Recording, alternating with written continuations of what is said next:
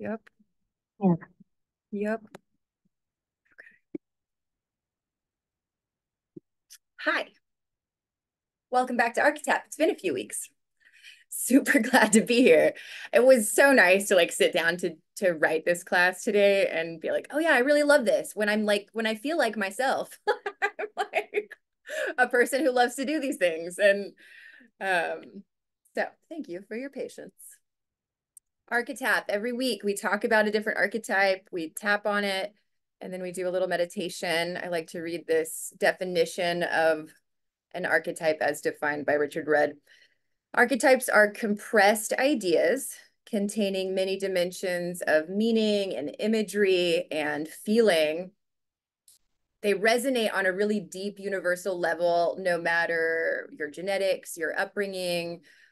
They just like run kind of at the surface on the unconscious of the human race. So, regardless of where you were born, when you continuously contemplate them, it really does help change your vibration because as everything in this world, it has a binary. There's this light and this dark side to it. And when you're willing to kind of contemplate and look at both and what's inside of us, which we're going to be talking about with this one today as well, we raise our vibration. And we do it with everyone in the room, which is really fucking cool. And then we also do it for the world. So that's exciting. So yeah, the word of the day is anticipation. We're going to talk about how to get more anticipation in our lives. But let's just start at the beginning. So we were talking about the sun tonight. And obviously the biggest symbol is the fucking sun.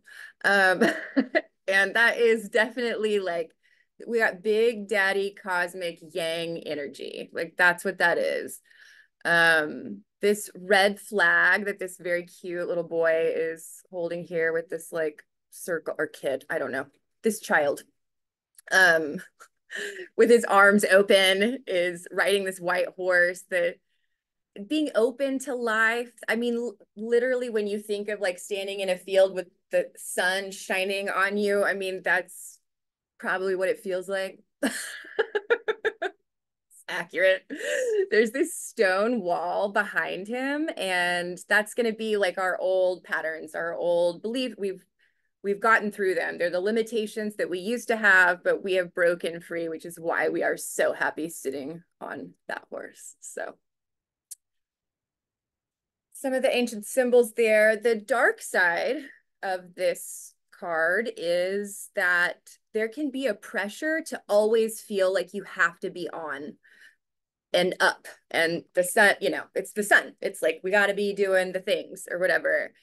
And it could be almost a level, and I can definitely see how I do this in my own life too, of like forcing things to always find the positive and being optimistic all the time and getting kind of burnt out probably because of that. So the dark side of this is like just too much extroversion will cause us to tank.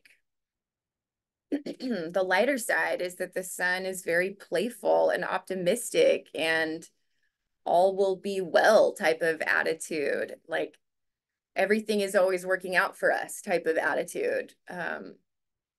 So we want to consider those playful, optimistic qualities when we're like going with the word anticipation later, which I think is just a fun word to play with because we don't really play with it. Okay, so this is the third of the three celestial cards. We did the star. So the star, remember, is like she sprinkles us with cosmic cycles, and she's probably the daughter of this. And then the moon is our kind of maternal mother figure that runs our inner rhythms and our outer rhythms in the world. This is Sky Daddy. It's just, I mean, it's patriarchal archetype at its core. It's the clock that we use that goes 24/7, 365, and we live our entire life. We live and die by this archetype. Really, our entire lives are settled around what we do at what time of day, depending on where this guy is in the sky. And so And we never question it. That's the part that I really want to be like the biggest takeaway when we think about, I'll get into it more later, but like I have never talked to anybody on this planet who has been worried that the sun wasn't going to come up tomorrow. Like that was never one of their worries. We just know that it's going to happen. It could not happen, but most likely it's going to, because it always has and it has forever. And yeah, science tells us the sun is going to burn out someday, but like of the worries of the world, we are not worried about this one. Like other than like, another day. But he's coming, like the sun is coming up. So we've got cosmic sky daddy archetype. He's the original powerhouse. I mean, it's the OG creator energy. It was the first thing, which I think is funny. There's a lot of confidence in this archetype because, I mean, if we think about, it's just a steady stream of vitality coming at us. I'm not sure if any of you guys are familiar. In human design, we talk about the tiny particles that are being emitted from the sun or any of the planets, are called neutrinos. So they call it the neutrino stream when we're talking about astrological weather and when the sun moves into a new sign, and then we start talking about that archetype in that way. When this archetype is in that archetype, then it means that, you know, it's and so what was my point of that? I love when I get on a tangent and then interrupt myself. It was like trying to be so cute, and then you're like, well, but you can't bring it home, girl. What was my point of saying? Oh, sorry.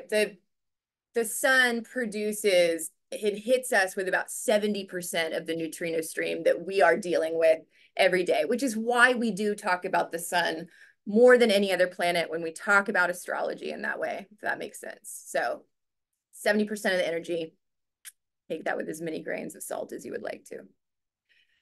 But light is more than just a handy metaphor, right? Like it's almost holy in the ways that we talk about it sometimes. I mean, obviously, like I just said, we live 24/7 around this guy, but also think about, I don't know, the people of the world that have had near-death experiences, and they all kind of say the same thing, you know, like there's a big fucking bright light. And and like, what is that light? Like, what is that? It's where's everyone heading to that brilliant glow? Like, is it that sun that's up there in the big blue sky? Like, it's really what the sun is more than anything. It's this outer disco ball that is reflecting back our inner spark, which I really like that metaphor. It's a giant disco ball that reflects back our own inner spark.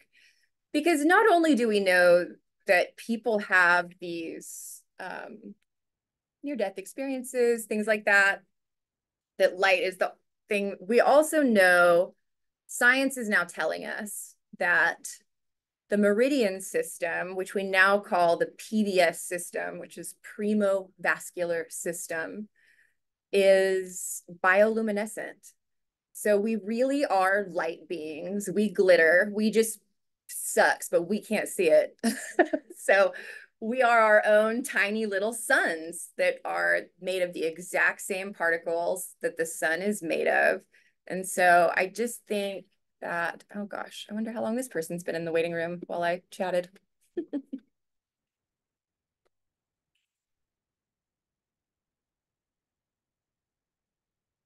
Perfect. We're good.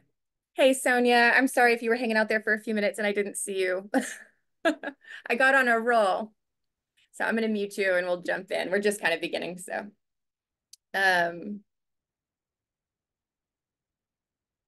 We know we're bioluminescent beings. We've got this primo-vascular system. So we're working in lots of different ways when we talk about how the sun can affect us. And I mean, just, it's shocking to me that we're not more in awe of it. Like if we really were to think about, we get so caught up in the bullshit of our day-to-day lives. But then if we really think about what it powers and what it's doing to provide absolutely everything for us on this planet, and we're this blip of nothing. And then on top of that, it can also be our undoing. I mean, you can't stay out in it for too long. It will kill you. So it's this delicate balance between getting fried and growing. Like, you know, how do we grow? We grow from the sun's light, or the things that grow from the sun's light. And that's why I think it in some ways makes it almost this kind of holy concept. I felt that way about the moon also. So we've got the sun, it's the MPV, the MVP, and it's the flame to our moth. It's this OG creator gig. And without its glow, we might not be here. So the sun just doesn't quit. We rely on it. It's grand performance day after day. It's a trust fall with the universe that we just don't ever question. And it makes me wonder why we don't give it more credit. I don't know. It is a trust fall. So we got this sun. It's shining bright. That's the sun's jam. There's no hiding. There's no holding back. It is so intense and so powerful. But here's the catch, is that for this type of energy to fully wash over us, we really have to play the self-love game full out. And that can be the hardest part, right? We've got to have the self-love game down pat, because light creates shadow. And if we are not embracing all of those shadows that are underneath all of that light, the quirks, all of our needs that we don't want to admit that we have, all of the I don't know, all of it, that is the ticket. That is the ticket to this deal, is to being like, yeah, I'm a needy motherfucker. Right? Thank you. I'm a needy motherfucker. I'm not always as cool as I'd like to be. I definitely stumble and fall. And also, I'm this awesome, brilliant human who knows how to do these things, right? Like, I have to own all of it. I have to own every single piece of it. And what I'm finding, it's a lot easier for me to own my light now that I'm willing to say the things about my shadow self, that it feels easier to do so as I'm working my way through this stuff as well. The sun also has this shadowier side that is in his rush to be Mr. Brightside. He might just try to shove all of the dark stuff under the rug. It's just like, yeah, but I've got all this light. So why would I look at that? Because this makes up 70% of what I'm seeing. And that's a solo gig. And it just doesn't, there's no connection that can happen there for the head and the heart to come together the way that we want and need them to, really, to like be coherent human beings on this planet.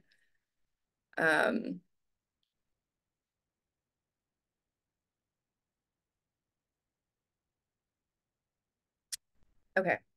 This is associated, the sun archetype is associated with the ring of origin,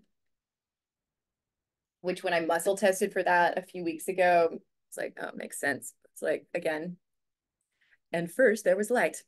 So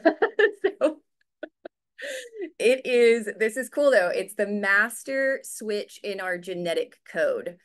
So this is gene key 41 specifically. It's the only one in this codon ring. And it's linked to what scientists call a start codon. So to break this down for myself, I had to look at it like you get a new Lego set and you get all your pieces out, but you have to get the instructions out because there is a starting piece that everything else can be built on from, right? So our human body is the exact same way. We have methocyanine that I could be butchering the name of, and methionine, I don't know. it's our on switch. It's what gets all the proteins built on top of it, builds out our DNA sequences, and basically is the blueprint for our life. So the cool part, each start codon in every cell is in sync with all of the others. That's not just within your human body, that's within the world, like, or the universe, with the, it's like the as above, so below. So every single cell that has a piece of this amino acid in it is in sync with itself. So when we think about the body from a holographic point of view, this is why you're the sun, because you're emitting this light. You've got the exact same things inside of you doing the exact same processes that the sun is doing as well, which I think is amazing. At the very core of this genetic command center is this 41st gene key, which is the origin ring. And it's constantly broadcasting the original source code through this like really vast network through the body and even further out into the universe. So this gene key really wants us to loosen our grip on plans, because it's the start codon, it's got all the plans, right? It's got the blueprint, but like things have to shift and change. So we can have all the designs that we want on our own personal life, but we have to loosen the grip of this a little bit. And we talk about this in lots of different ways, depending if you're coming at it from this point of view or more psychological point of view, of like this idea of letting go, right? Of like, you can have a general storyline, but the script might, whatever. So we can jot down our everyday to-dos. That's fine. There's nothing wrong with like making a grocery list or planning outings with your friends. These are mini plans, and often they go wrong too. Sometimes, right? I mean, how often have you had a plan for your day that was mini plans or a bunch of mini plans, and then you were like, what the fuck? But then there's like the big time dreaming, the things that when we want to think about our future lives and our future selves that are all like so juicy, and we all sort of have the same ones, and they live in a little bit of a fantasy land. The shadow of this key is called fantasy. So it's like finding the one, tying the knot, banking on that flawless fairy tale future that you're gonna find, you know what I mean? It's like all of that stuff that we like really hang our hat on, but then life throws us curveballs still. It nudges us in directions that we like don't necessarily want to go, and then we're resistant to it. And then we're disappointed and we're hurt, and maybe we've got like a side dish of bitter and grief too, just for fun. For fun. Uh, we are all undercover dreamers. We might not want to admit it, but there's always the perfect job or the perfect match or the ultimate aha moment, or once I have this great idea, then I will be what, happy? So it puts this if in the sentence of like, I want this fantasy life, and that sounds great, but what if it doesn't happen? If becomes this word that we really are actually playing with more than anything, because it's a sneaky little trap of a word, because you can't believe that the fantasy is going to come true and also believe that it might not at the same time. You have to be true. You have to be sure, rather. So plans, while nifty, are sneaky little traps. We can sketch them out, and that's great. I think it's good to have a loose kind of direction, but then like keep it light. Like, let's try to keep it lighter. Death and life are dance partners, and any moment could be a weird dip or a twirl, and we just don't know. And our brains, bless them, are hooked on hope. Like, we really, and that's okay. But if I'm always playing the what if game, and if every if is a ticket on a struggle bus, then one by one we slowly drop off because the bubbles burst, you know. Um, so whether we white knuckle it or whether we bow out gracefully because we see things, I prefer the white knuckle version to life. I don't know about you four, but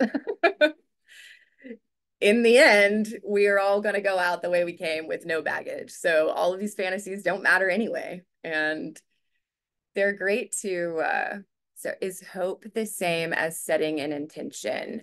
That's a really good question. I'm going to come back to it. Because I might answer it within this. To me, I'm going to answer this in this. Okay. What we're really after is not the thing itself. This is really the real deal. We think the thing, the fantasy thing, is the thing that's going to make us happy. And that's why we want anything in our lives, is because we think it's going to make us feel better to have it. And then we get a thing that we wanted. It's shiny car or whatever, some fucking handbag, the corner office that you like really were wanting. We think it's going to be our happy ticket, and it lasts like 5 minutes. And then we need the next fantasy to feed on. So what we want to be chasing is the zing that comes with the word anticipation. It's like pre-vacay buzz, right? Like, you know, you're going on vacation. The plane may or may not be delayed, but like you're fucking getting to Mexico. Like, and you don't question it. You're just fucking excited about it the whole time. And you're like looking at your calendar and you're like, yes, it's only this many days until whatever. Like, that feeling of anticipation is something that you're not playing the what if game, not as often, most likely. And it's similar to what I was saying about the sunrise. We just don't question it. Like, the sun comes up and goes down. And we bank on it. So it's like, what can you get excited about? What can we anticipate in our life? So now let me go to the intention setting. So I think when I set intentions for anything that I'm about to do, and I'm want to talk about how it's going to go, I then have to bring myself into that feeling of anticipation that it's going to go that way. If I set my intentions and then I'm worried the whole time about like, what if it doesn't come true? Or I'm really tense and I can't fucking relax, then it's hard for your system to know that it can't be at the same frequency. Does that make sense? So like within your intentions, you also have to have this kind of, soft plans are the best plans. This level of being able to feel positive. And I know that I just talked about toxic positivity a little bit, but like that you're not, am I making sense here? Nod if yes, and if not, that's okay.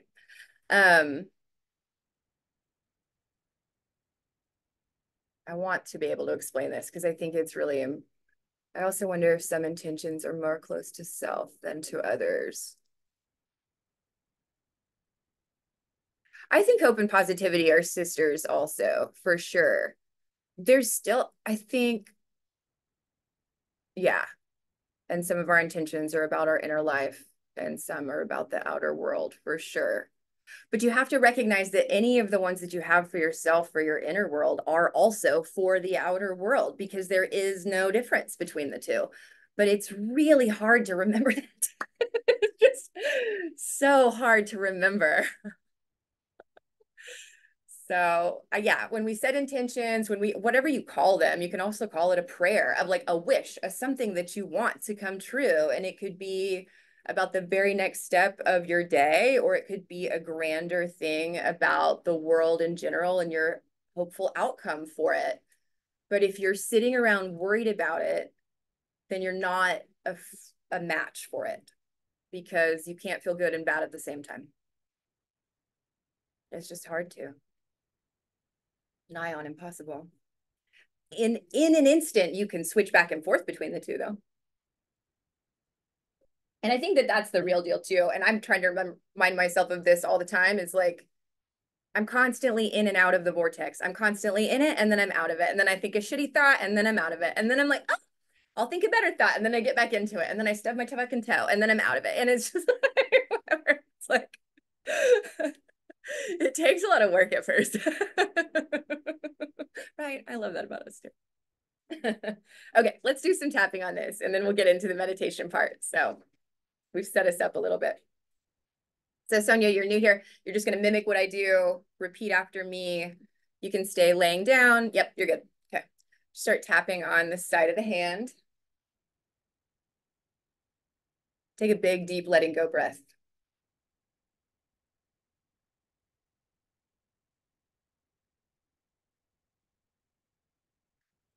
Sometimes my life does not go according to my plans.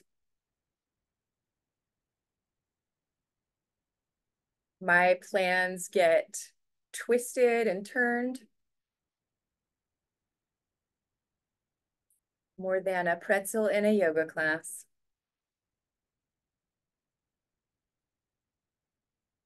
But I am choosing to stay bendy this time.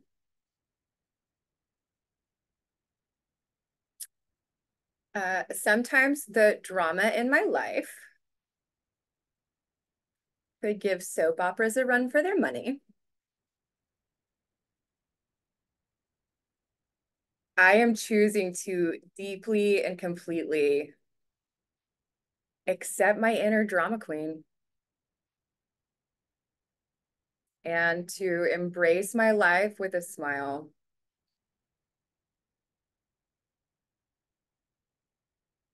And even though I've held on to grand plans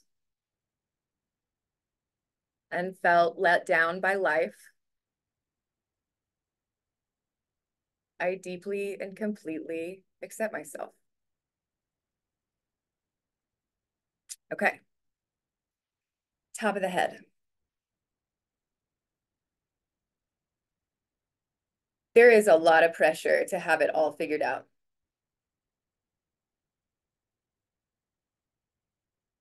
I've been fantasizing about this perfect life, holding on tightly to these plans.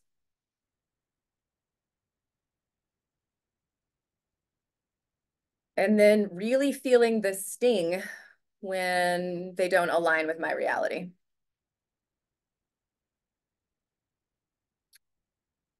But just like the sun,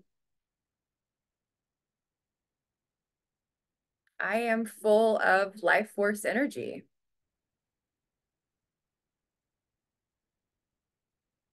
I can raise my vibration at any time. I am super adaptable. And I would even go so far as to say,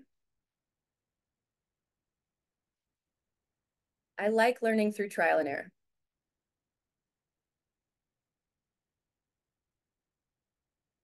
I'm embracing my journey. And I'm really fucking resilient.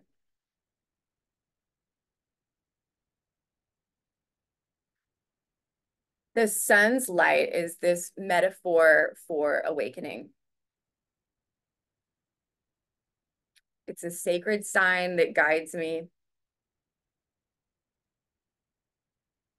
towards my own inner light.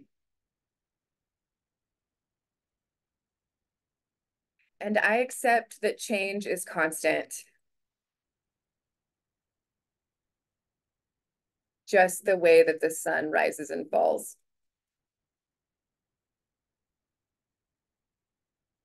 And just like the sun, I may have a shadow side, but I am learning through the sun to shine fully with all of my facets. I can be warm and loving, fully present in my own light, and also acknowledge that I have weaknesses and I'm vulnerable.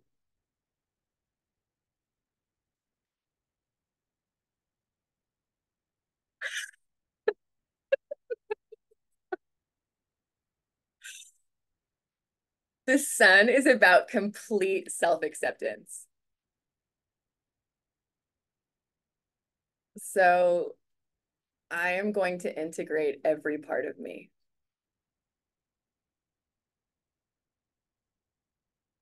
It might take a little time, but my mission is clear.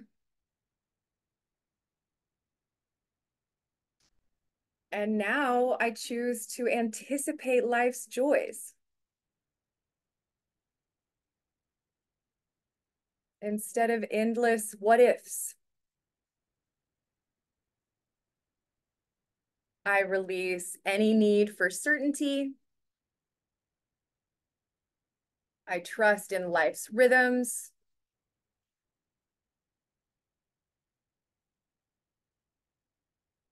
And I am confident, just like the sun. Okay, and so it is. So we're integrating that a little bit more. You should be feeling a little bit more relaxed. So at this point, yeah, if you're laying down, great. Just close your eyes, get comfy. If you want to lay down, now's your time. But if you choose to stay seated, do try to keep your spine straight. And yeah, if it's comfortable to do so. No, I didn't talk as much about methylthionine as I thought I would. But that's probably fine. All right. Take a big, deep letting go breath.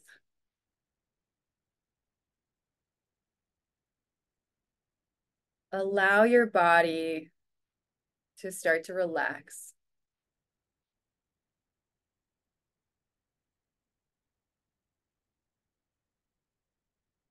As you focus on each inhale, filling your lungs with air, and then exhaling slowly, releasing any tension that you might be feeling.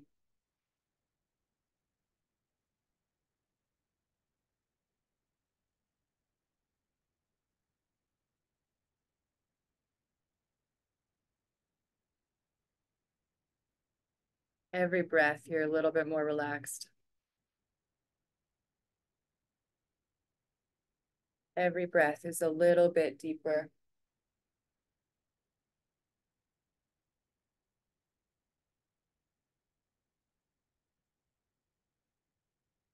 Start to imagine this warm golden light of the sun is gently enveloping you.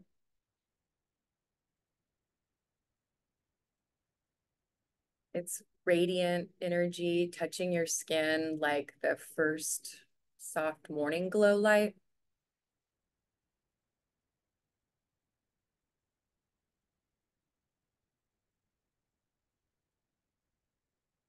Feel yourself in this presence and allow it to make you feel strong and connected to all things.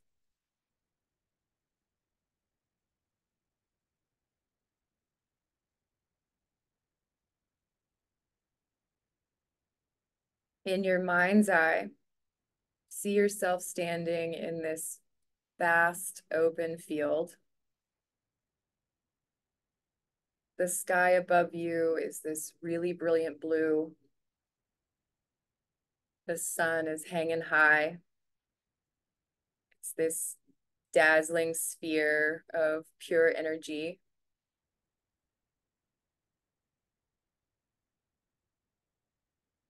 As you stand there, you feel the grass beneath your feet. It's grounding you into the earth. while the sun's rays are reaching down and connecting you to the cosmos.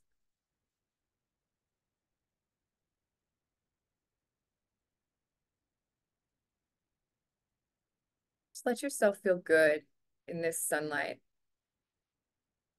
embracing the sun's role as the bringer of the day,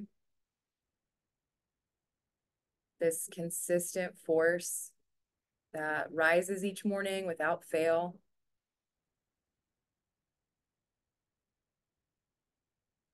Let this remind you of the dependability of your own inner light.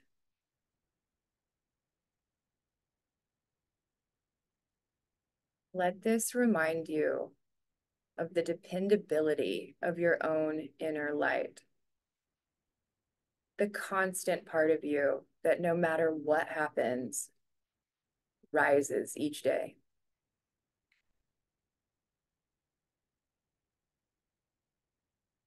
Imagine now that you're holding a golden orb, a miniature sun in your hands. This miniature sun, it represents your plans, your dreams, your aspirations. And I want you to have a playful smile on your face as you're observing this orb.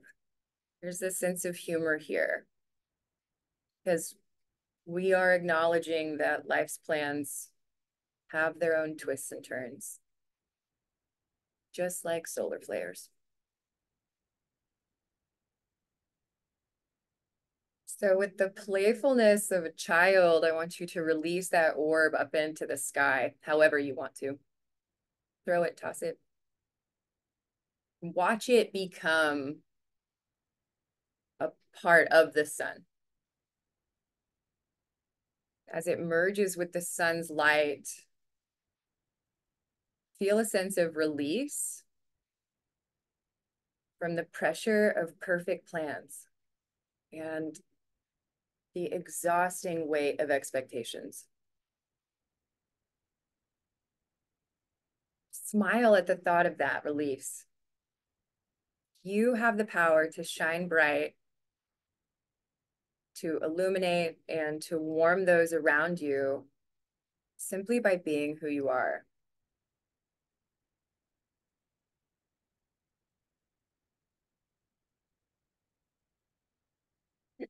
As with some of the other meditations, you're going to invite the sun to have a conversation with you. It might look like you're staring up into the sky at the sun, and another type of being might come to you in your mind's eye. I encourage you to just go with what comes.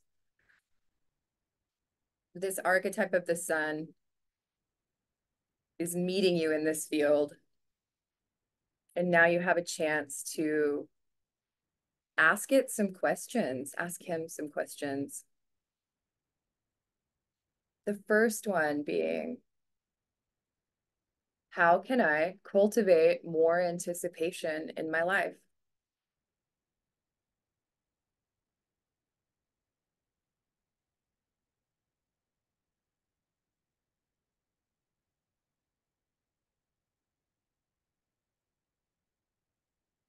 How can I cultivate more anticipation?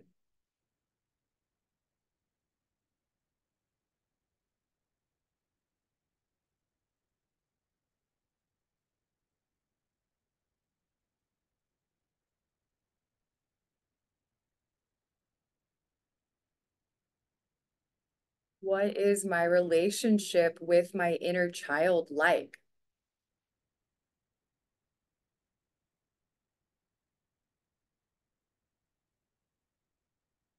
What does it mean to be playful?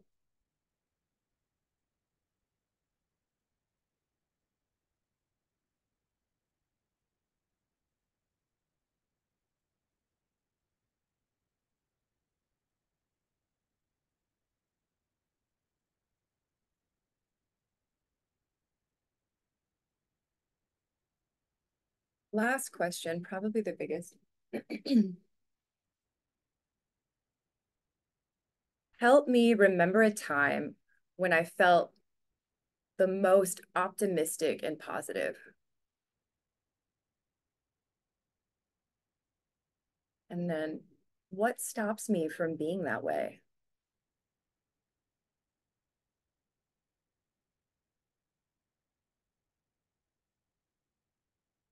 Help me remember a time when I felt so optimistic and positive.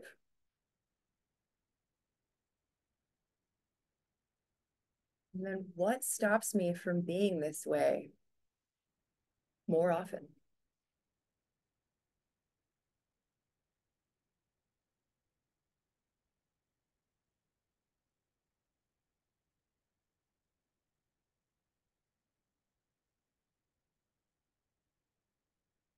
Stay for as long as you like in the meditation.